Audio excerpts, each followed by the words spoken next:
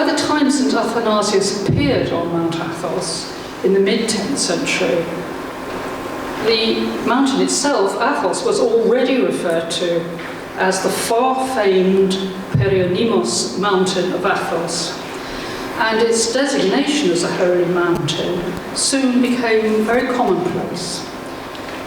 It already harboured numerous monastic establishments and also hermits, living sometimes alone, sometimes with small bands of disciples. But why did men come to Athos? And indeed, where did they come from?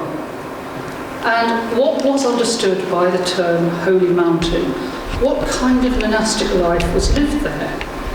Indeed, how could mountains be described as holy at all? These are some of the issues that I'd like to discuss this evening. And like Harold Pinter's play, Betrayal, I'm going to work in reverse chronological order, though I should add, for anyone who's seen this play, that the subject matter will, I hope, be rather more suitable to this gathering. So we're going to work backwards, and so let's imagine Athos as the central point in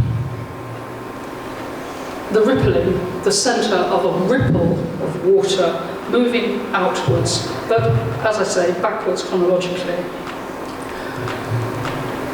both in time and indeed in geography. But first, some orientation. So, as you can see, I hope, there were a number of holy mountains, or mountains designated as holy, in the Byzantine Empire, and by the early Christian populations of the Eastern Mediterranean. I'm going to be mainly concerned with Kyminas and Olympos, which you can see circled in the northern part of Asia Minor. Although we should, in passing, note other mountains with considerable monastic presence on them. Mount St Auxentius, for example. And here is the 11th century miniature of St Auxentius himself, and note the craggy mountains which are depicted there, and his mountainous abode was very near, in fact, to Chalcedon, so just across the straits from Constantinople. There are others as well. Mount Latros in the 10th century, where St Paul of Latros and his garb is very significant. I shall come back to that later. Dwelt round about the mid-10th century.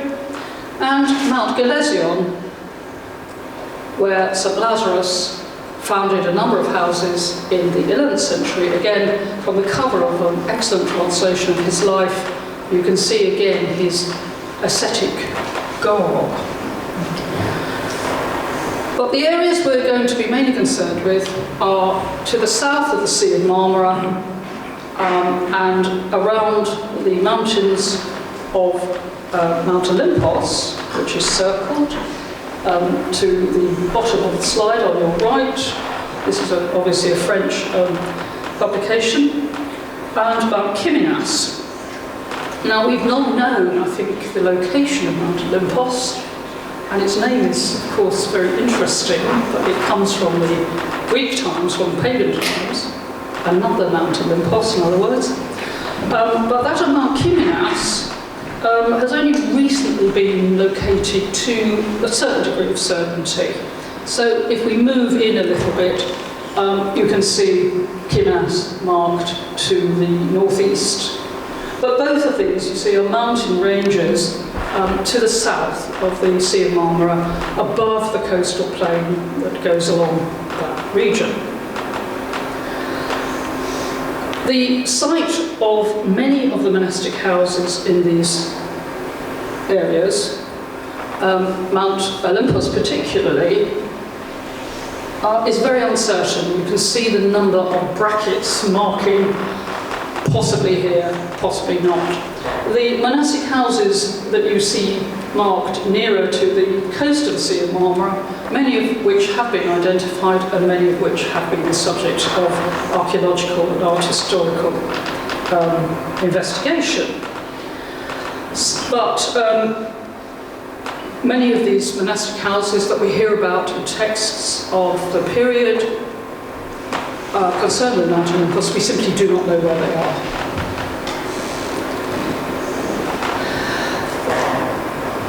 The terrain of the mountains, of course, was extremely rugged, but the mountains themselves overlooked, as you can see, some of the major routes which from the interior Asia Minor to the west coast and then thence, of course, round the coast to Constantinople. And this had two consequences. One was that monastic houses could easily be reached, they could be visited, and they could attract patronage. But secondly, that those who were seeking a more secluded way of life and solitary monastic life often found that they needed to remove themselves further and further away from these major routes of further into the mountains. Now, we know very little, in fact, about monastic life in Bithynia, in this region, before the 7th century. And even in the 8th century, really not much at all. But the 8th century was the period of Arab raiding, almost as far, indeed in 717, as far as Constantinople itself. And was also, of course, the period of what we call first iconoclasm, the first period when the veneration of images was banned, essentially, on imperial instructions. We know that the so-called iconoclast emperors, those who do not venerate holy images, did themselves found monasteries. But later sources, which were very much those that survived, which were of course iconodule, that is to say in favour of the veneration of images, were very reluctant to even mention the fact that these despised by then emperors had founded monasteries. So that's another reason why we know very little about monastic foundations in Bithynia in the 8th century. But at the Second Council of Nicaea in 787, of 132 monks who were present, 10 came from Bithynia, 10 came from this region. And at least 3 from very recently founded foundations, so in the countryside. So by the 9th century, we can see a revival of monastic life in this region, and especially so after the triumph of orthodoxy, when the veneration of icons was officially restored in 843. Well, what are connections of Bithynia with Athos? First of all, then, some personal ones. Let's start with St Athanasius himself. Now, we've got 2 full lives of Athanasius, one written between 1000 and 1025, and the other written sometime between about 1028 and 1150, so very difficult to date it. And I'm going to be quoting from this second life. They're quite similar in their contents, actually, because it has an excellent English translation. There's a third life, which was discovered in the so-called New Finds when the extraordinary discoveries of ancient manuscripts were made on Mount Sinai some 20, 30, 40 years ago. But it's only fragmentary. But we've also got autobiographical information, because Athanasius himself wrote a document which is known as his typikon, the pattern, if you like, for his own house, but there are autobiographical details in it. And as Athanasius tells us himself, it was on Mount Kiminax, i.e. Western Asia Minor, that after a very successful career as a teacher, in Constantinople from about 940 to 950, he joined the monastery led by one Michael Malianos. I looked in vain for an icon of Michael Malianos, but I did find, much to my surprise, these two reliquaries and a more modern icon, both from 17th century Russia. The reason for this, I discovered, was that Michael Malianos was the patron saint of the first Romanov emperor, Michael I.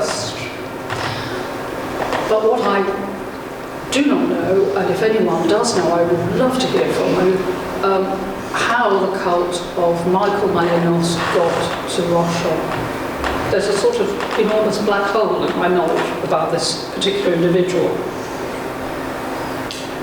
So Athanasius joined this monastery, led by Michael Malianos, who was the uncle by marriage and spiritual father to Nicephorus Phocas, who later became the Emperor Nicephorus II in the mid-10th century. And Nicephorus Phocas was a member of a very powerful Cappadocian family, mainly a military family, and he himself at the time was a leading Byzantine general. Now the two men, Athanasius and Malianos, had already met in Constantinople, where, as the Vita V puts it, the second life, Malianos had come from the monastery of Kyminas. And Athanasius had heard that the man had great virtue and was celebrated by all, and he wished to enjoy his words of spiritual benefit and receive his blessing. And in his typical, Athanasius' own document, he describes Michael as the most holy monk who was my superior. The life of Athanasius then describes how Athanasius became a monk on Mount Kyminas and was afterwards allowed to wear a hair shirt, although it was not customary. And after 4 years was granted permission by the great elder, that's to say Malianos, to enter the great arena of spiritual tranquility, the great area of spiritual tranquility, a place which was some distance from the Lavra. And here perhaps we've got a clue about the type of monasticism which was practiced on Mount Kyminas. There were clearly a number of houses. Athanasius himself commented that Nicephorus Phocas, having founded numerous centres of asceticism about Mount Kyminas and settled monks in them, provided for their needs partly from his own abundant resources and partly by intervening with successive emperors, and he gave them support and assistance in the form of annual subsidies. Now this actually is jumping forward to what he did when he became emperor, but nonetheless Athanasius makes the point that there was imperial or aristocratic support for the communities on Mount Kyminas.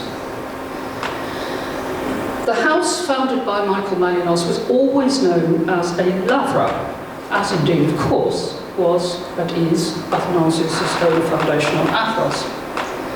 And it looks as though it was not a completely cenobitic house. Certain monks, advanced in spirituality, as Athanasius was by that time, were allowed to live as solitaries or at a distance from the house. And Denise Papachrysantou, the eminent Greek historian of Athos, described this kind of monasticism as hybrid, neither the traditional scattered lavra-type monasteries of early Egypt and Palestine, nor completely cenobitic. Maybe the model here was the so-called Great Lavra of St Sabas in Palestine, which, although it looks like a communal monastery, did have cells at a distance from the monastic house itself. A walled monastery with cells, communal buildings and a church, but Kelia at a distance. Now, of course, we will come back to this issue tomorrow because Zachary Chitwood is going to talk about Athanasius' dispositions for the Great Lama itself. Athanasius' flight from Mount Athos to Athos, where he arrived in about 958, also follows a pattern established by earlier monastic leaders. The reason given by his hagiographers was that the monks of Maliensis foundation, and indeed as they thought, Michael himself, the Igumenos, wished to appoint him as Michael's successor. And he, Athanasius, who despised glory, began to think of going to Athos, which was, in the words of the Second Life, beloved to him of old. Now, Athanasius himself, in his typical, gives no reason for moving, for his journey. And so the later hagiographers, in a sense, had to fill in the details and created a conventional account of a holy man fleeing increasing fame and seeking ever more ascetic solitude. Interestingly enough, the life of Michael Malianos, written by his disciple Theophanes, who lived with him for 40 years, makes absolutely no mention of Athanasius, and only briefly mentions the saint's relationship with his aristocratic relative Nicephorus Phocas. But it does give us a few indications about monastic life on Mount Athos. Michael, whose name in Weldon's manual, came from a distinguished family in Central Asia Minor, and apparently, having been overwhelmed with emotion after seeing the funeral of the Emperor Leo VI, decided to become a monk. He sought out a holy man, John Elatites, on Mount Athos, which suggests, of course, that there were already monastic communities there, though we know absolutely nothing about them. After giving a share of his inheritance to the monks for the monastery, for no other reason than to extend that worthy and holy monastery, he then lived on a rock for 3 years. After a period of travelling, he founded the Lavra of Malianos, which later included a church dedicated to Theotokos and a hostel for travellers. Michael, we're told, also gave them laws and customs, maybe therefore a typikon, now lost. So here we have surely a reasonably substantial set of buildings for a group of monks who live together and also receive visitors. But as we have seen, both he and his disciple Athanasius lived for periods as solitaries away from the main house. Theophanes, Michael's hagiographer, summed up the life on Mount Athos. It was not possible to find any place in that wondrous mountain, Thamaston Oros, in which the elements of the monastic life were not lovingly pursued by those who had abandoned the world. And this foundation of Michael Malianos lasted at least until the 11th century, because we do possess the seal of a later Igumenos of the house. Our second personal connection of Bithynian monasticism with Athos is that of St Euthenius the Younger. So we're moving backwards. Who 820 to 898, whose life was composed by a disciple named Basil, who himself, Basil, was later a bishop somewhere near Thessaloniki. Euthenius, after leaving his wife and young family and spending some 15 years as a monk in the monastery of Pisadinoi on the mountain called Olympos, decided in late 858, or around about then anyway, to, as his biographer puts it, attain the summits of Athos, about which he had long heard. After 3 years there, Euthenius briefly returned to Olympus, and I will come on to a moment about this interesting business of travelling, before returning once again to Athos, this time accompanied by his previous igumenos, i.e. from Olympus, Theodore.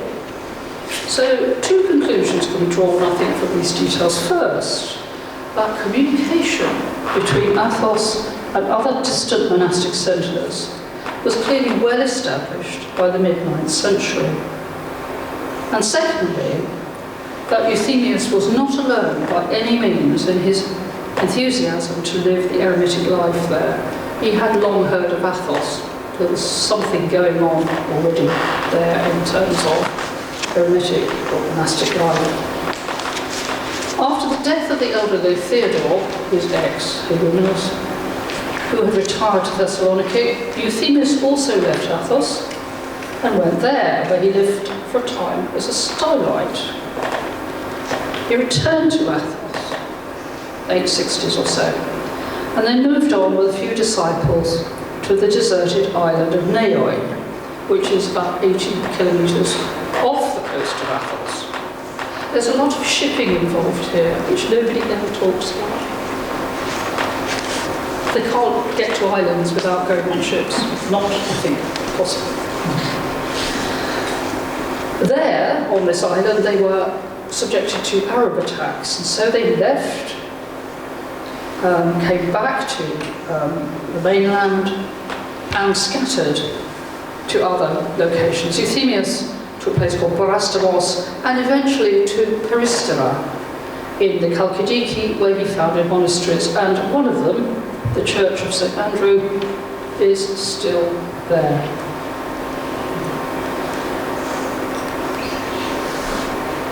Euthemius finally returned to Athos in 898, but again, according to Basil, found other monks, and they're chattering and they're getting together, distracting. And he died after secretly fleeing to an island which is called Iera. We're not quite sure where it is, but again, he leaves Athos and goes to find more solitude. So here again we can see the motifs of incessant travel, the seeking out of holy men, and the love of seclusion, which, as we've already seen, were to characterise the lives of Athanasius and Michael Malianos. Euthemius is our personal connection to perhaps the most celebrated of the Byzantine holy mountains of the 9th century, which is Mount Olympus, a pretty grim place, as you can see. Having been born near Ankara in central Anatolia, Euthemius seems to have travelled for many years until he reached... Where did he reach? Good point. Sorry. Well, he reached, as his hagiographer put it, the ridges of Olympus. And, as his biographer continues, after encountering many extremely holy fathers there, one could not describe how numerous and how great they were. He ended up meeting the divinely inspired father Ioannikios, who outshone them all with the gift of prophecy and other blessings. Ioannikios received him, having already foreseen his monastic future, but he was actually tonsured by another monk, John, possibly also on Olympus. His monastic education, in fact his early life, was actually not spent with the hermits on Mount Olympus, but in a monastery further down on the plain, the monastery of Pisadino, which is specifically described in the text as a cenobion, in other words, cenobitic, where he worked with pack animals and as a cook, and was taught his letters. Then, as we've already seen with Michael Malianos and with Athanasius, he progressed to another wrestling arena, as it's called, that of the solitary way of life, in imitation of the Carmel of Elijah and the desert of John the Baptist. He left Pisadino and approached the ascetic Theodore, who is the person who, as an elderly monk, asks to go to Athos with him later, and who was described as a beacon on the heights of Olympus, and after telling him of his wish to go to Athos, received the great habit from him. And Basil tells us that Euthymius lived as an ascetic on Olympus for 15 years, so this is before he went to Athos. The life of Euthymius provides us with another important link in our spiritual chain in its account of the meeting of Euthymius with St Ioannikios, perhaps the most celebrated of the monastic figures of Olympus in the 9th century.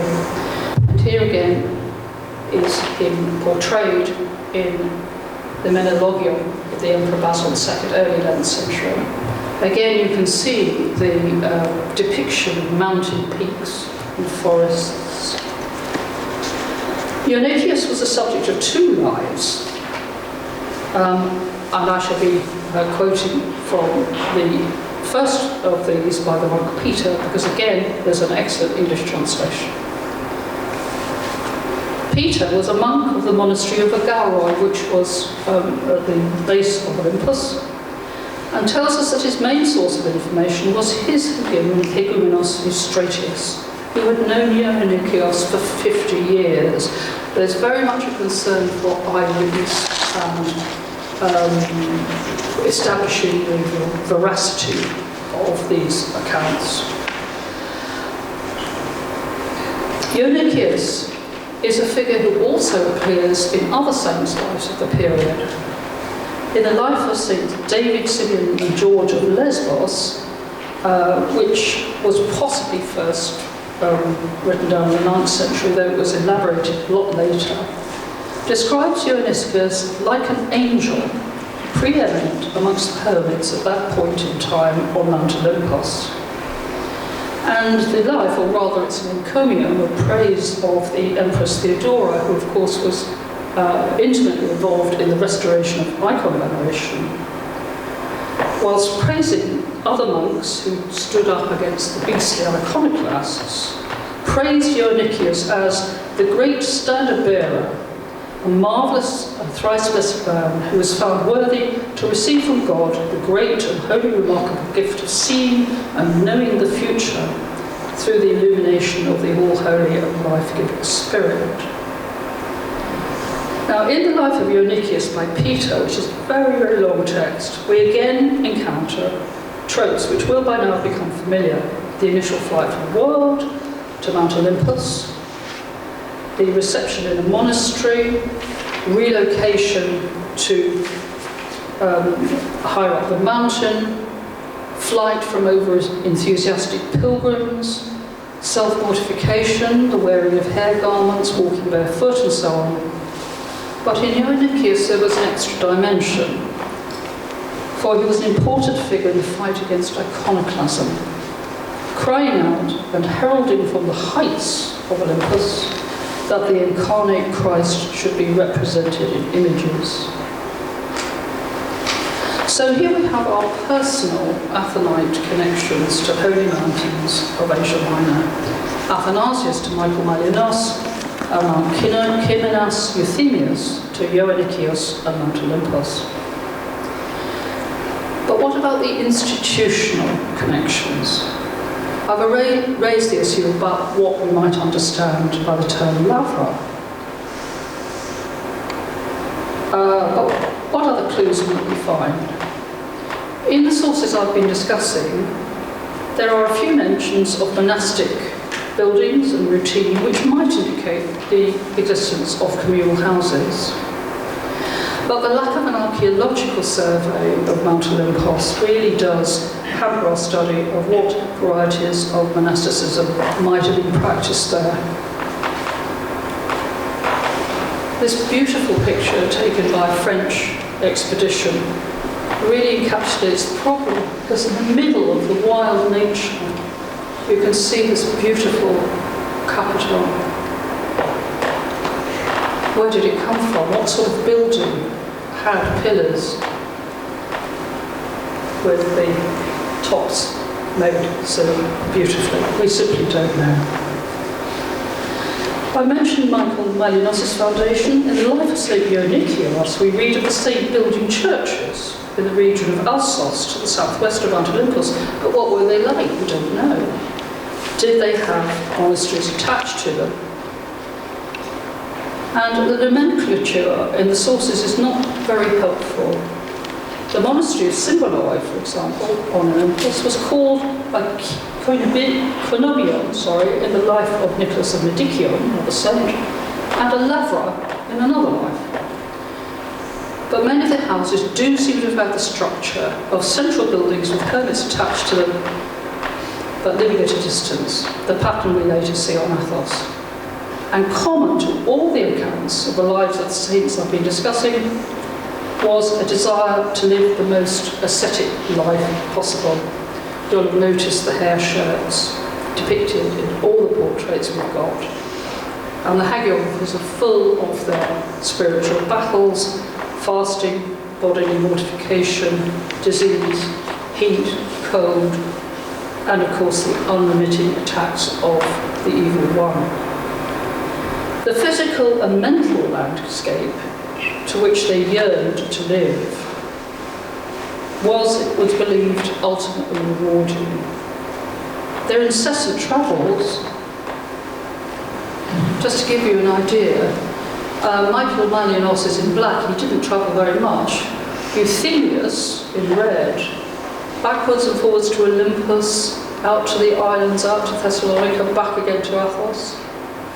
Athanasius himself, Constantinople, Kymenas, Athos, then actually fleeing from Athos when the emperor got to hear where he was, fleeing to Cyprus, Lampe, back to Athos, and particularly Ionikius himself, backwards and forwards, travelling through Bithynia.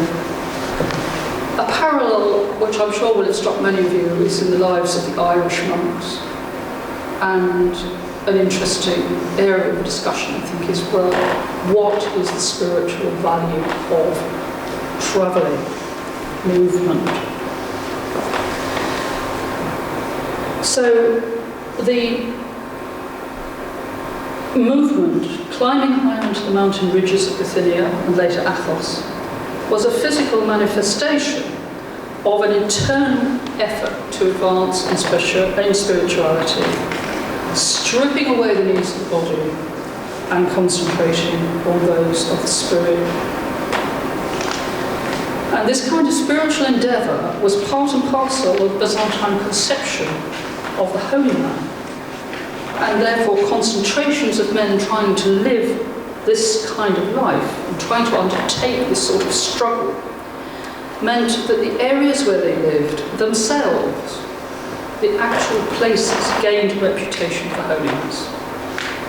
Certainly, Mount Athos, with its variety of monastic life stretching from the heights to the coast, was already known by the 9th century as the mountain, to Oros, or the celebrated mountain, to Perivoiton Oros.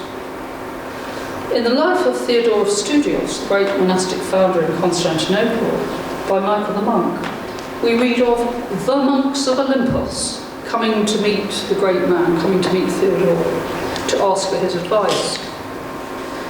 The Emperor Basil I was said to have consulted the Higumenos of Olympus. And by the 9th century, imperial monetary allowances, roga, were being granted to the monks of Olympus as a group.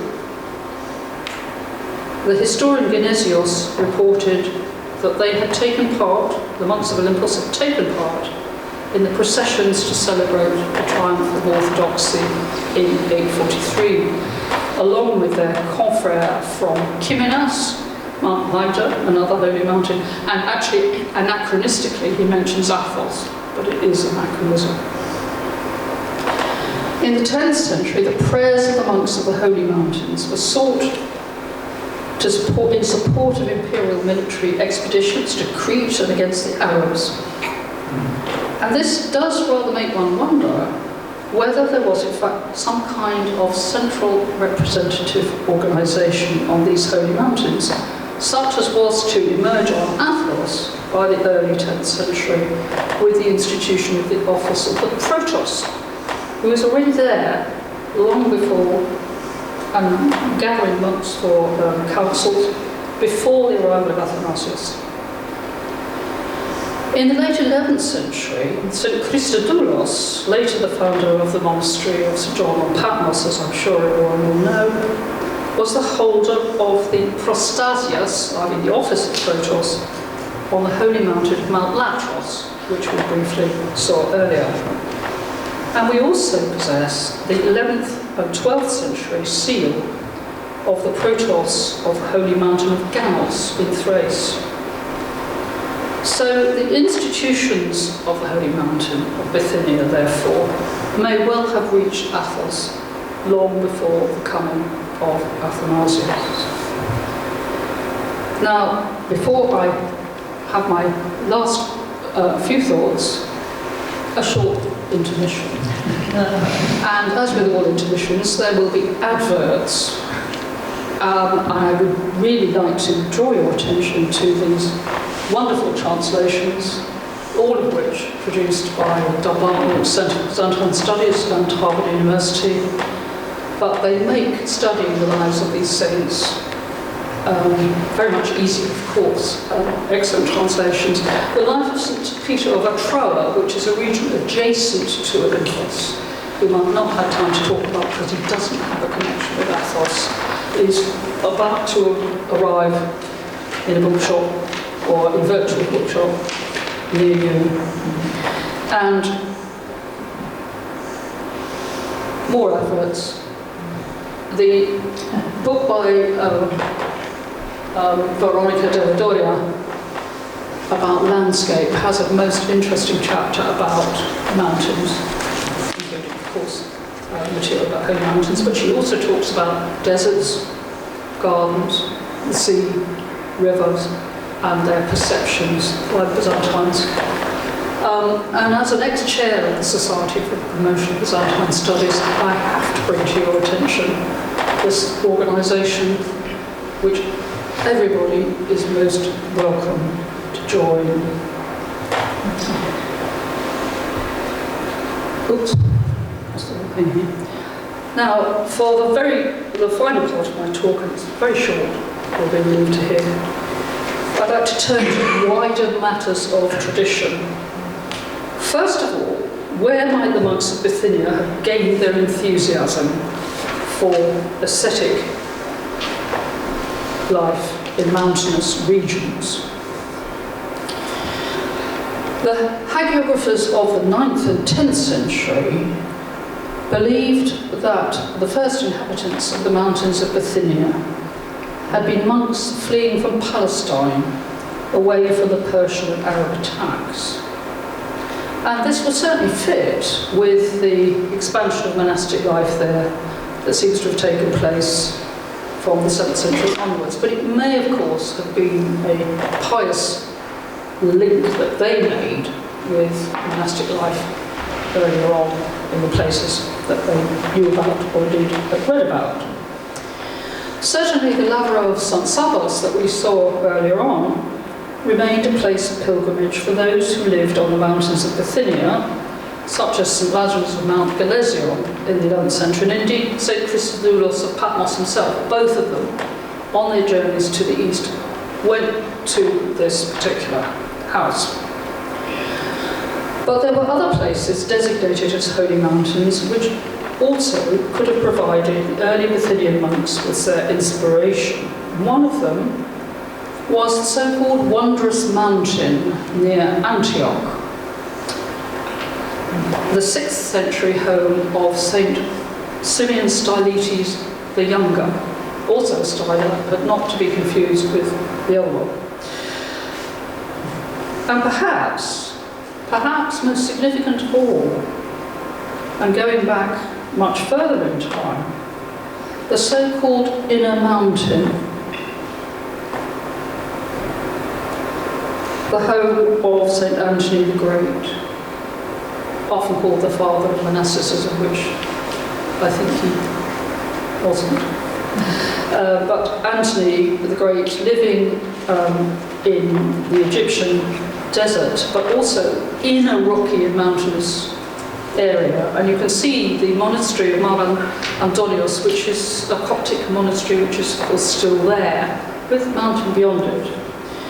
But it was not just a mountainous home, a physically mountainous home, of course, but as his hagiographer Athanasius describes, it was the place where he advanced in spirituality and literally rose higher and higher in his bodily and spiritual battles. But standing above and beyond these hagiographical traditions were, of course, those of the Bible. In both the New and the Old Testament, mountains are associated with events of profound significance. Elijah encountered God in a cave on Mount Horeb. Moses ascended Mount Sinai to receive the tablets of the law from God, who revealed himself veiled in a thick cloud.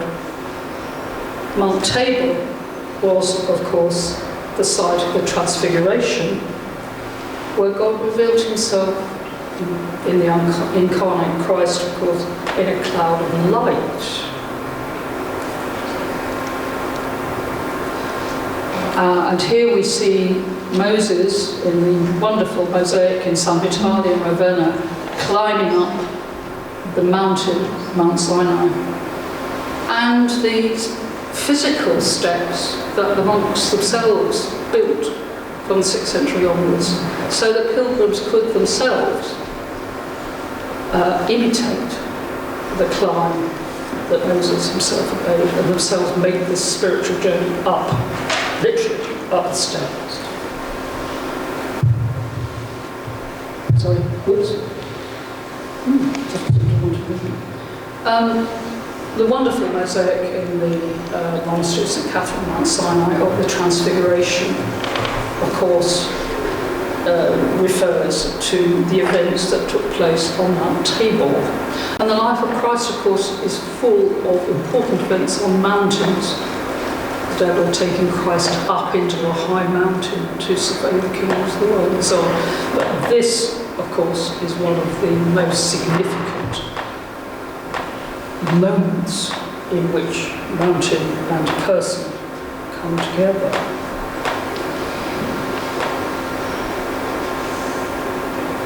Virginia della Doria has described these places as privileged sites, and I show you this fantastic icon of the Transfiguration.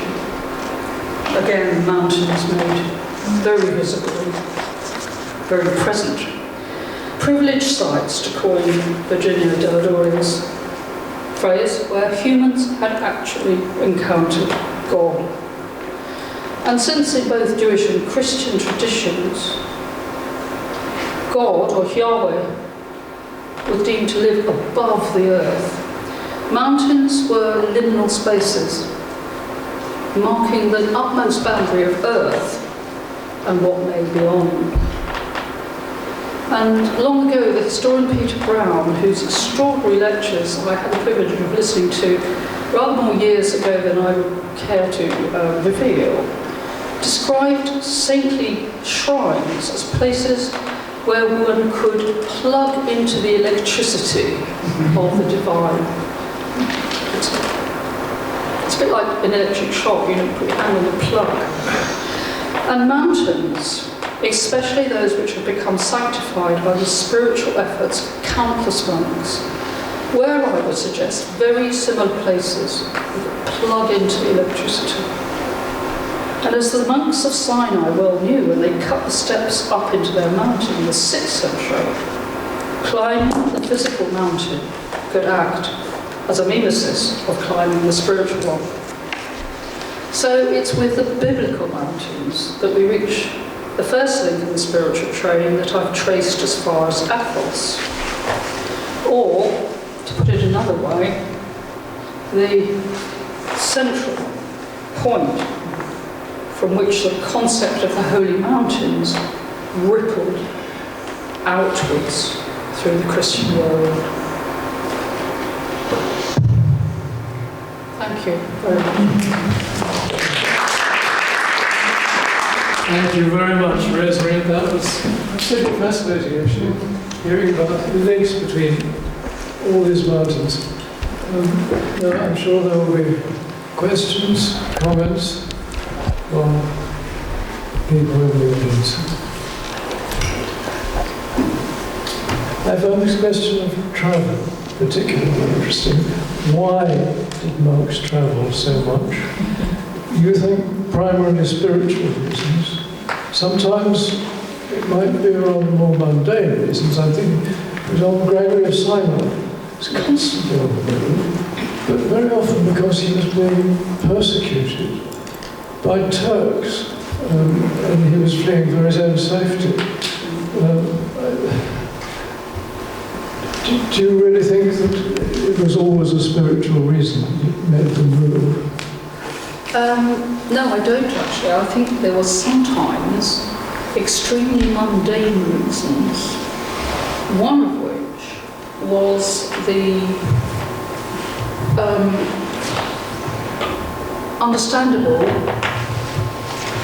tensions, if you like, within monasteries, particularly about who would succeed to the legume.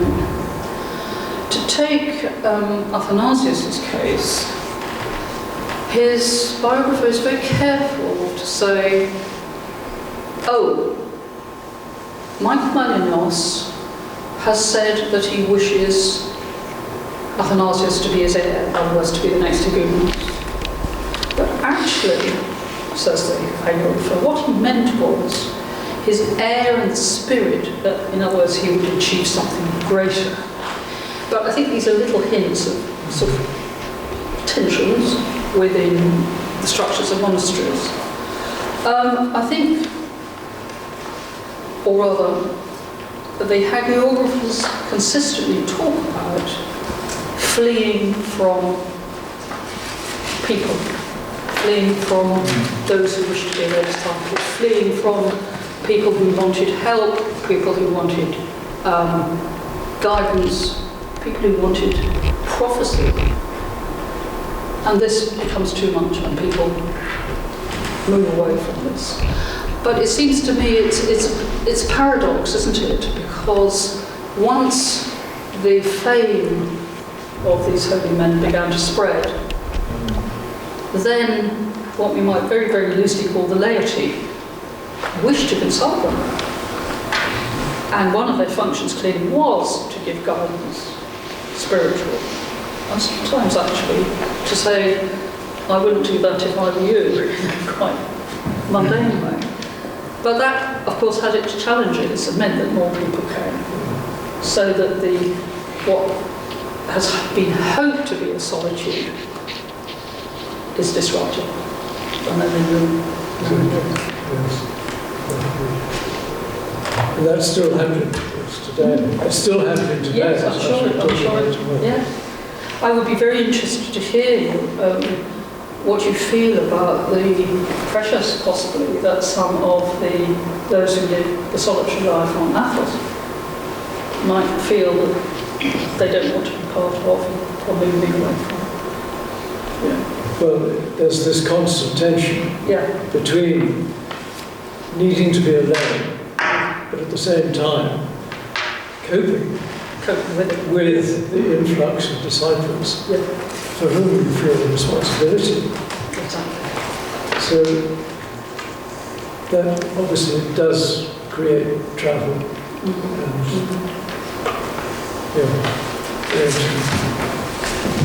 Other questions? Yes, Nicholas. I just got a question about this place, Olympus in Bithynia. What about Mount Olympus in modern-day Greece? Is that a later name? Where did Zeus live? Well, this is an interesting question. I think I would put it a different way to ask which, it's a chicken and egg question. Which was the Olympus named first? To which I have a clue. But secondly, and the more interest to us might be, Byzantine hagiographers and their contemporary lay writers made no effort whatsoever to rename this mountain, which any educated person, and many of our monks are highly educated, Athanasius was a professor, as we might say, would have known had pagan connotations. Doesn't seem to bother him in the least. It's Mount Olympus. So what? I don't think, but I'm open to correction on this, that Mount Olympus in Greece ever harboured monastic communities. But I might be wrong about this, because it would be a very interesting thing if they did. Well, surely.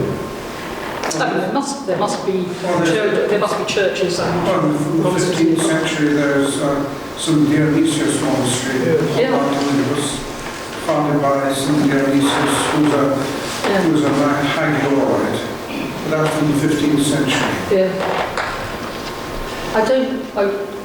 I speak from complete ignorance here, but I have not come across any medieval monastic houses on the, as we might call it, the mountain.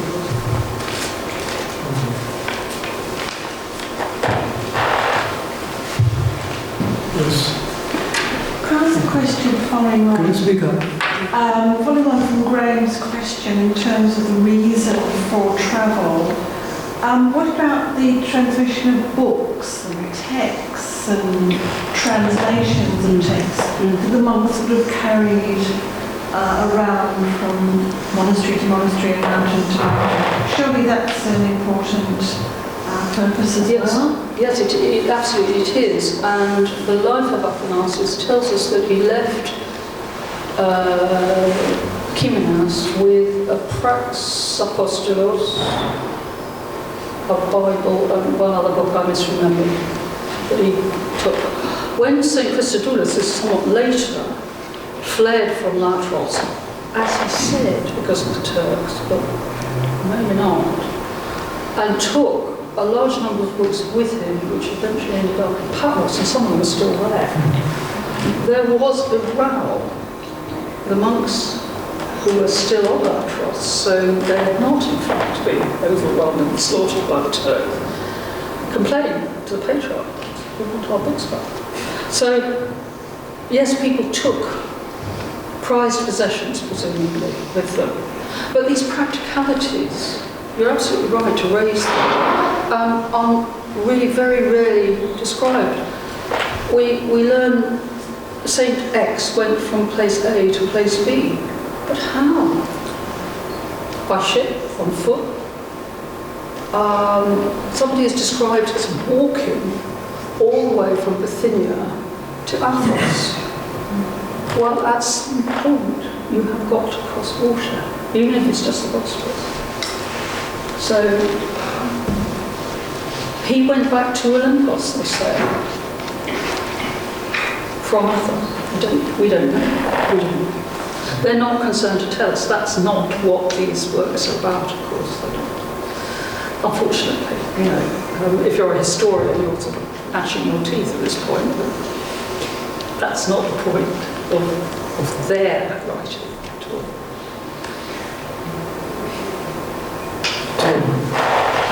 All this dashing about described seems to me to be somewhat at odds with one of the principles of monasticism, which is subordination and attachment to a monastery. I mean, in Western monasticism, I appreciate a different regime. Movement between monasteries is exceptional. These guys seem to be freelancing. Yes, there is, I think, a contrast. The so-called stabilitas loci, which Western monastic founders are extremely strong about, doesn't seem to apply in the East. But there is a hint of difficulty. And we can see it actually in Athanasius' own dispositions for the Lavra, where he's talking about xenokoroi, those who were tonsured elsewhere. how should we treat them? And he says, we should welcome them. They're not inferior to those who have been tortured in our own monastery. But which one thinks, hang on a minute, what about their original houses? Have they been given permission to leave? Well, they're just going. It's not there. But the debate about what you did, how you should treat elsewhere tonsured monks, just, I think, raises that issue. And certainly when we get to the 12th century and in the 11th century, there are fulminations from the Emperor of Constantinople about wandering monks cluttering up the streets of Constantinople, false monks, people pretending to be Athonite hermits. So there was a problem. But I think from the hagiographical point of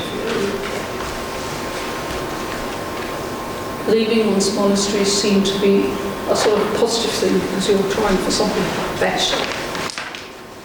But it's an interesting issue, isn't it? Because it's such a contrast with what is going on. One would really like to know how this debate worked itself out in places like southern Italy, for example, where there were both a lot of Latin monasteries and indeed some Greek ones. There's probably some polemic on the subject that we could find. Thank you. At the back, please. My name is Vanessa. I'm Arabist and Ottomanist. So my question might take you out of your comfort zone somewhat. But since many of these monasteries were located in Asia Minor, today's Anatolia, I was wondering what happened to them following between transitions from the Byzantine to the Ottoman.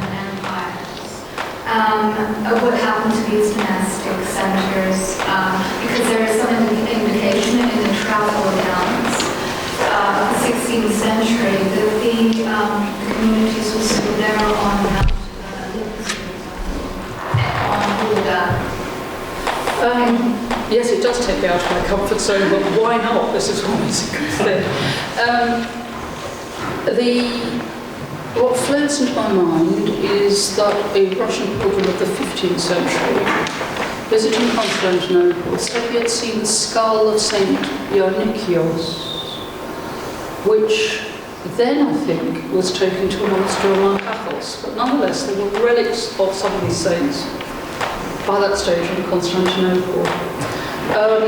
I think the monasteries on Mount Athos were still going in the, I'm trying to think the last document I know about, 13th century. So yes, they do survive the Turkish incursions, the Seljuk incursions into Asia Minor. What happened after 1453 is something I know very little about.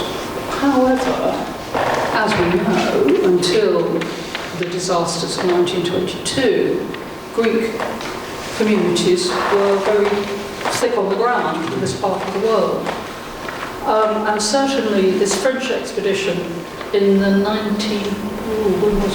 fairly recently actually, within the last 20 years or so, that went all around Bithynia, found Greek churches which, had been very recent, had been going since the 19th century in this sort of region. They were looking at Bithynia.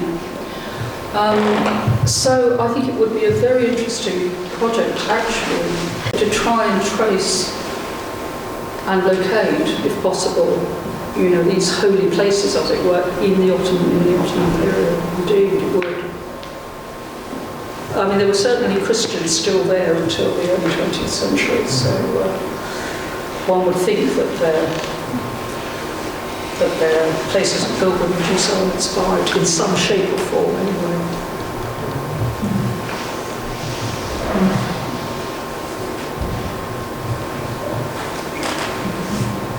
Anyone else? Is archaeology going to help? That beautiful picture of the Polycarp is so frustrating, isn't it, that we don't know any physical remains. I think it does help actually, because this very same French series of expeditions actually located probably the site of the monastic foundation of Theodore of Studios' family at Secudio by literally piecing together bits of topographical information from various sources. And in there, there's a collection of essays that we published called La Bithynie au Moyen Âge, which has pictures of what look like sort of bramble bushes with a bit of rubble. Actually, it's more than that. It's probably ecclesiastical buildings of various sorts. They literally sort of, what's that line from Shakespeare, over bush, over briar, thorough flood, thorough fire. They literally hacking their way through the undergrowth actually found this stuff. So detailed survey work on Mount Athos and on Archimedes would, I think, be extremely worthwhile doing. But of course it's very wooded and the terrain is difficult.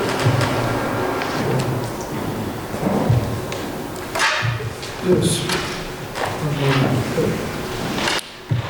Well, considering the reasons for frequent travels between Asia Minor and the Mount Athos, I became aware of the cultural heritage in Greek antiquity and in this praxis of establishing some dependent settlements of ancient Greek polis, like a mother city metropolis, and sending and commissioning travelers for huge and vast expeditions in order to establish a dependent colony. And of course it's made some quite speculative, but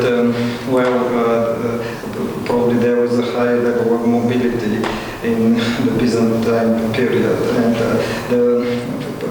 particularly interdependent connections between Asia Minor and the Mount Athos might suggest such an intense contact between the sites, and probably we may ask whether these outstanding figures of medieval monasticism have been attached to the initial sites of monasteries where they have developed like spiritual personalities.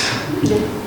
I'm sure you're right. I mean, the sea routes, the connections are well established. It's just that nobody wants to talk about them in these particular texts. But when, for example, the marine archaeology that's been done off the coast, south of the coast of Turkey, and indeed the great discovery in Istanbul itself, the Yenikapı shipwrecks and so on, we are getting more and more information about routes because of being able to analyse the cargoes and where they came from of these shipwrecks. And it is really surprising, I think, you know, that the hagiographer can write, Euthemius went back to Olympos without obviously expecting his audience to sort of reel back and say, good heavens, did he really? It's just, he did it because you could do it. It was easy to do it. And similarly, when one looks at the early history of the Athenian monasteries, one of the things that causes dissension and quarrelling amongst the early monasteries is the possession of ships. They've all got them, but what are they allowed to do with them? Are they allowed to trade with them? If so, how far? What can you actually do with the boats? And quite big ships that could go to Constantinople. And ships suddenly start appearing in the sort of Athenite picture. I'm sure you're right, they're there, but we don't get told about them in these sorts of texts. In other sorts of texts, of course, the historians of the period are forever talking about, you know, the imperial fleet went out and, well, usually got beaten by the Arabs yet again, but, you know, there are ships all over the place. I think perhaps it's time we drew this session to a close. If I may permit an advertisement, the next meeting of the Friends of Mount Athos in November, 12th of November I think it is, will focus on Coptic monasticism, and Archbishop Angelos, who is the Coptic Archbishop of London, will be speaking specifically on Coptic monasticism. So if you want to know more about Coptic monasticism, please come to that meeting. But I think for the moment we must thank Rosemary very much for her fascinating talk and for interesting discussion. So thank you very much.